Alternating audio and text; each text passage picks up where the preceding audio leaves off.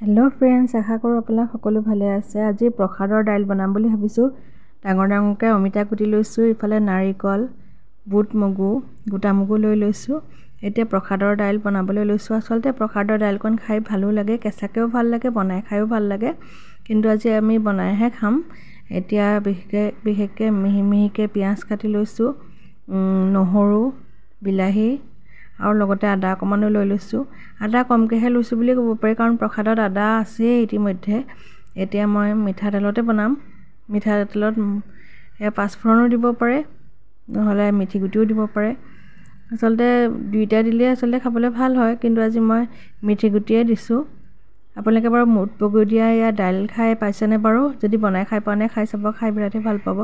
এতিয়া মই গোটেই পিঁয়াজ, নহৰু, আদা লগতে মই বিলাহীও দি দিছোঁ আৰু একেলগে মই প্ৰসাদখিনিও দি দিছোঁ, অমিতাও দি দিছোঁ। এতিয়া অকণমান সময়ৰ পাছত এতিয়া লৰাই ল'ম।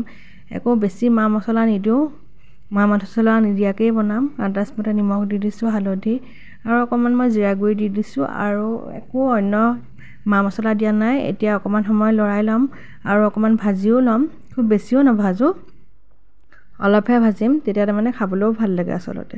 এতিয়া আন্দাজমতে পানীও দি দিছোঁ। আন্দাজমতে পানী দিয়াৰ পাছত আচলতে খুব বেছি 3টামান হুইচেল মাৰিব লাগে, তেতিয়া তাৰমানে খাবলৈও ভাল হয়। নহ'লে 2টা হুইচেল মাৰিলেও হয়। আজিনো ভিডিঅ'টো কেনেকুৱা লাগিলে কমেণ্টত জনাব।